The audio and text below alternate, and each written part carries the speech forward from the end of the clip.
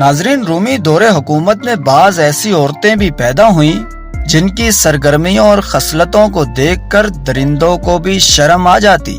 नस्ल इंसानी की इस किस्म का सिलसिला आज भी पूरी शद्दोमद के साथ जारी है। उस नस्ल से ताल्लुक रखने वाली हव्वा की बेटियां गिरगिट की तरह रंग बदलती हैं। बर्रे सगीर पाको हिंद में बरतानवी ओहदे हुक्मरानी में पंजाब की रियासत कपूरथला में गोंद कौर नाम की एक खूबरू शहजादी रहा करती थी। शहजादी होने के बावजूद शहवानी हवाले से उसे खुद पर कंट्रोल नहीं था। उसकी इसी कमजोरी के बायस कपूरथला का शाही खानदान बदनाम हो गया।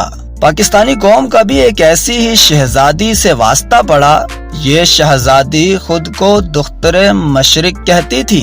जी हाँ नाजरीन, 2 बार वजीर आजम रहने वाली बेनजीर भुट्टो शहवत के हाथों इंतहाई मजबूर खातून थी। वतन में होती तो हाथ में तस्बीह और सर पर दुपट्टा इनके लिबास का लाजमी जुज होता, जिसको सर से बार बार ढिलकाने की इन्हें बाकायदा तरबियत दी गई थी।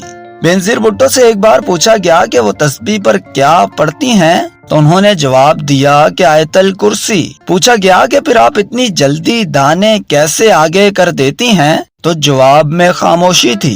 सितम बालाए सितम के अखबारी नुमाइंदे ने पूछा कि आप आयतल कुर्सी तो नहीं, अलबत्ता लगता है कि कुर्सी कुर्सी का वजीफा करती होंगी। इस पर उन्होंने फिर खामोशी इख्तियार कर ली। नाजरीन, क्या बेनजीर भुट्टो इतनी ही पाकबाज खातून थी जितनी वो खुद को जाहिर करती थी? आज के इस वीडियो में इसी सवाल का जवाब तलाशने की कोशिश की गई है। अगर आपको वीडियो अच्छी लगे तो लाइक लाजमी कीजिएगा और कमेंट बॉक्स में अपनी राय का इजहार भी कर दीजिएगा।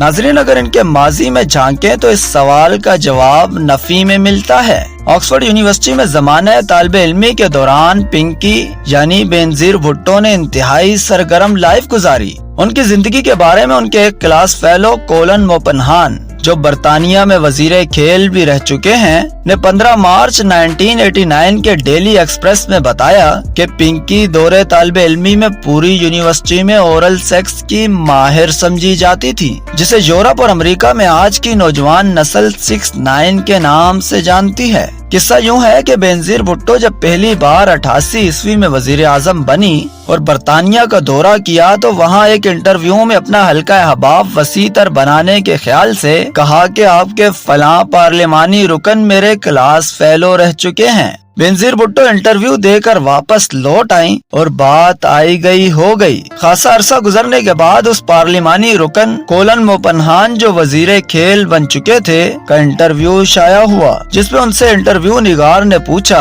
कि बेनजीर भुट्टो का कहना है कि आप उनके क्लास फेलो थे, ये बताएं आपने उन्हें कैसा पाया? वजीर मौसूफ ने अपनी फितरी आजादी के साथ जवाब दिया कि पिंकी जैसी लड़की पूरी यूनिवर्सिटी में ना थी और उसे ओरल सेक्स का एक्सपर्ट कहा जाता था, और मुझे खुद भी इसका तजर्बा है। मैंने उससे बेहतर ओरल सेक्स करती लड़की कोई नहीं पाई। यूरोपीय फिजा में ये आम सी बात थी, क्योंकि वहाँ ये चीज इंतहाई आम थी। आज भी आपको, अगर आप मर्द हैं, तो कोई भी लड़की आपसे आम से अंदाज में पूछेगी, डू यू लाइक 6ix9ine? आपका जवाब यस में होने पर वो आपको अपना पता दे देगी, और खातून है तो कोई मर्द पूछ सकता है। यूं किस्सा खत्म हो जाता है। मगर जब ये इंटरव्यू डेली एक्सप्रेस की 15 मार्च की अशात में छपा, तो एक तूफान उठ खड़ा हुआ, क्योंकि बेनजीर भुट्टो अब वजीर आजम पाकिस्तान बन चुकी थी। हुकूमत ने फौरी तौर पर उस अखबार के पाकिस्तान में दाखिले पर पाबंदी लगा दी।